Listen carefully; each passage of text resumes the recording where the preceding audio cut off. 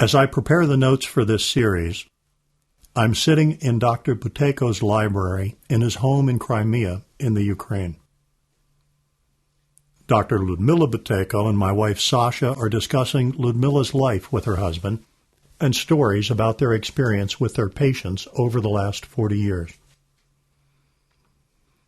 Dr. Konstantin Pavlovich Buteyko's presence is palatable in this favorite room where he wrote and studied for so many years of his life. This feels like the perfect place to begin to tell you our story, which is now merged with the story of Konstantin Pavlovich Buteyko, Lyudmila Dmitry Buteyko, Andrei Novoselov, and the patented Buteyko Method. Let me start at about 3 years ago. This was my constantly reoccurring nightmare.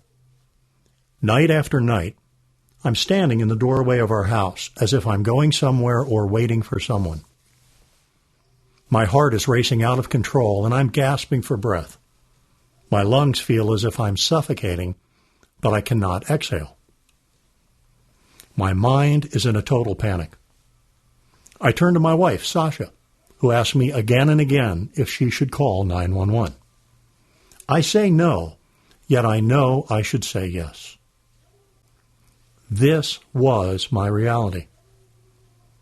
I'd wake up in bed from this nightmare gasping for air and in ultimate fear.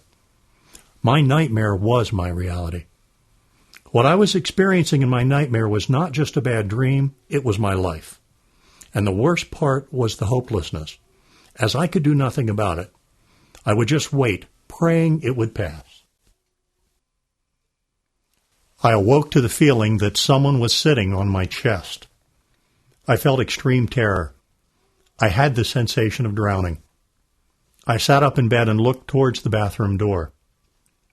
The door represented freedom from this terror. An asthma rescue inhaler sat by the sink. I tried to walk across the room. Feeling like I would survive only a few seconds, I grabbed the inhaler and quickly took 2 doses. Nothing happened. I waited a few more seconds and took 2 more. Now something happened. I felt worse. My chest was heaving like bellows that were out of control. The speed of my breath increased with each second, and I knew all of this was completely out of control. The coughing fits and suffocation made my life a living hell. Most nights I coughed for hours at a time, praying for it to stop, and being more frightened than I've ever been in my life. Eventually it would stop, and for some reason that still does not make sense, I'd feel safe. I must have thought it would never happen again. That thought was not rational, because the breathlessness and coughing would come back the next time I slept, or the next time I tried to exercise, or the next time I went out into the cold, or the next time I got close to a dog, or near smoke from the fireplace, or even humidity or dust. Everything could trigger an attack, and stress and fear made it 10 times worse. My health story is that in 1978, I became sick with a terrible virus known as Legionnaire's disease. Many people died from this virus, but I was fortunate enough to survive. I was told that my lungs had permanent damage and that I would be asthmatic for the rest of my life. I was still in my early 20s and soon felt healthy again. When a cold or flu would cause my breathing to sound raspy, I'd use a rescue inhaler that I always had around, and when things cleared up, I'd forget about it. I moved through my life as an athletic person and achieved the rank of black belt in American karate. I lifted weights, I ran 20-40 miles a week, I swam, I surfed, and I played hard. I had asthma, but so what? The rescue inhaler was always around. It got a little worse each year, but then I was getting older. When I suddenly became sick with a bad flu, I wasn't surprised when I needed to take antibiotics and get another inhaler. Like many people, I didn't want to use traditional medicines, but nothing worked from the health food store, so I took my medicine. When the flu I had got worse, I took another dose of antibiotics. I really didn't worry about it. I thought it would work, and I would then get on with my life. But that didn't happen.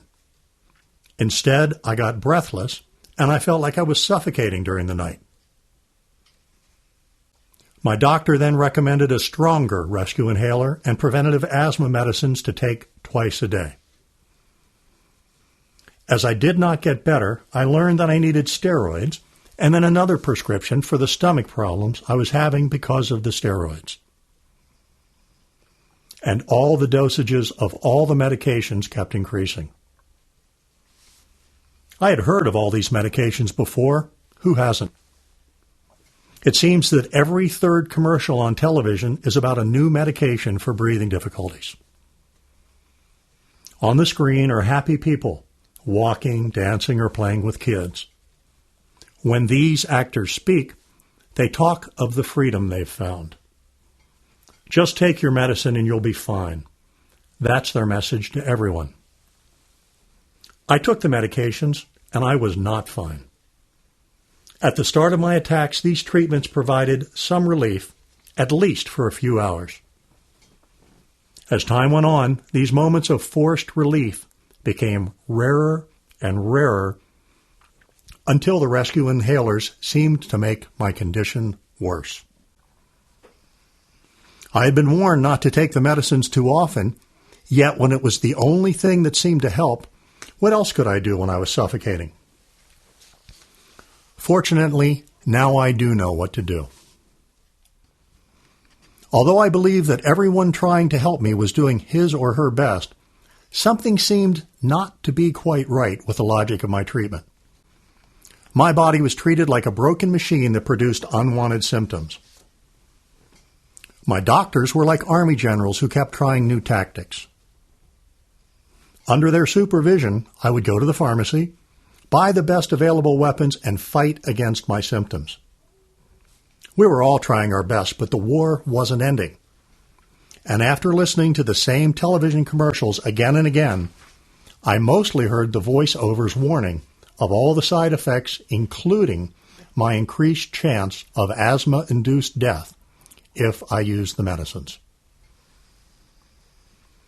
Meanwhile, my illness became the focus of our lives. In some ways, it seems that you get used to anything if it happens long enough. My wife rotated her life around my illness. Everything we did or did not do was dictated by how I felt. In many ways, my wife's experience was as bad as mine. She was constantly trying to find something that would help me, some home remedy or method that would provide some relief. I tried everything, hoping that something would finally work and make us both feel better. At night, I tried to hide my struggles. Of course, the moment that Sasha realized I was not in bed, she would search the house, afraid that she would find me too late. And along with being unable to breathe, I felt as if my entire metabolism was shutting down. And it was. Even now, as I recall this story, I feel the pain and frustration of those times strongly. I'm also reminded why all of my time and efforts are now dedicated to sharing the story of my success and to teaching the Buteyko Method, as we have been taught it by Dr. Lyudmila Buteyko and Dr. Andrei Novozilov.